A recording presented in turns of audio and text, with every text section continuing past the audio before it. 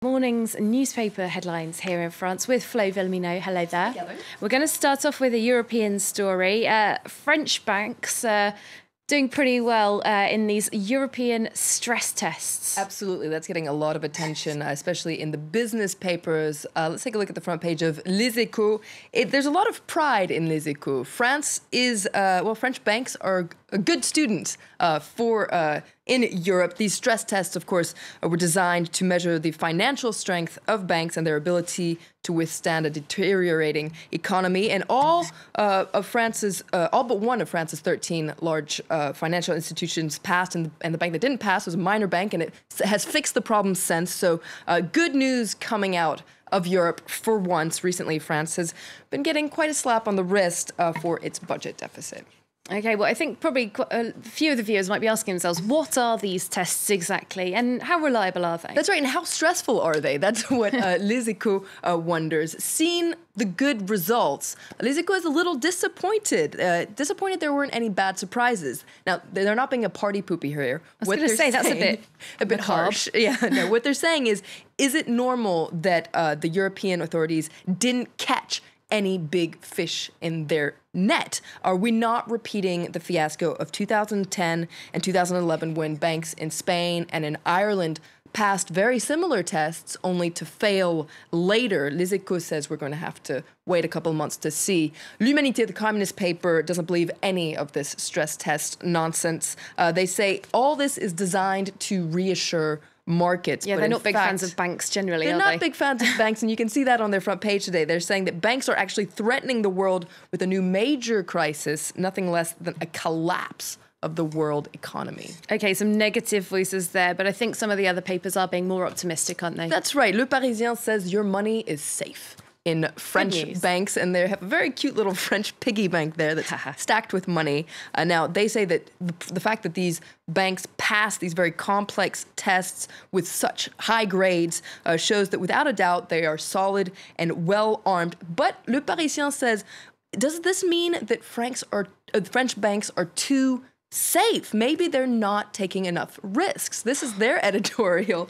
They say it can't win if you're a bank, can you? You can't win if you're a bank today. It's important for banks to be adventurous and take risks and invest. This will help boost the French economy. In its editorial, it says that French banks are strong, but they're not really audacious enough. In fact, it talks about a sleeping treasure in France that banks aren't investing enough. All right, there's more on money in the papers elsewhere as well. This news from the European Commission that we're expecting to hear that they're rejecting France's budget for next year. That's right. Le Figaro, the right-leaning paper, loves to do a little Hollande bashing. So that's what's happening on the front page today. It says that Hollande is playing deaf in the face of these European warnings. The official Élysée response has been, our strategy is clear and unwavering. Le Figaro accuses Hollande of trying to muscle his way through. And Hollande, essentially, according to Le Figaro, is blaming the fact that, his majority in parliament isn't going to accept any more reform. So he says he has his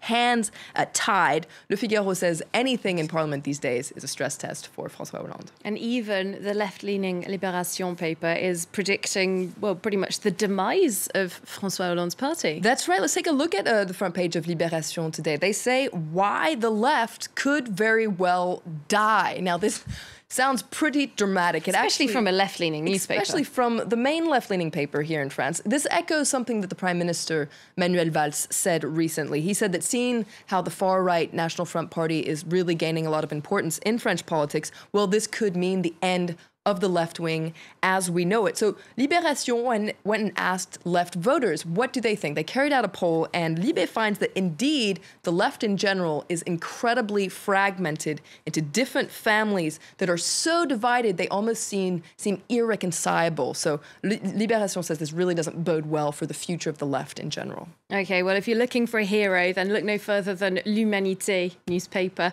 They've got one for you, but It's from 40 years ago. That's right, 40 years ago. 40 years ago on October 30th. So that was in 1974. This is boxer Muhammad Ali. He became a legend in the Rumble of the Jungle. That was a very famous boxing match that happened in Kinshasa, at the time in Zaire. Now, 34-year-old Ali became the heavyweight champion of the world for the second time by knocking out the 25-year-old champ, George Foreman, in the 8th round of this Rumble in the Jungle. It was a major comeback for Muhammad Ali. 7 years before that, he lost his title when the government accused him of draft dodging, and the Boxing Commission took away his license, so he became champion for a second time. It's interesting that Humanité is talking about this match. Maybe they're hoping that, the left will see some sort of a comeback themselves. Some kind of inspiration, yeah. I think you don't even need to know anything about boxing to know about Muhammad Ali, do you? It's great that you can read about that epic fight there today. Thanks very much. Flo Villamino back in a couple of hours' time with a look through the international papers for us. But for now, we're going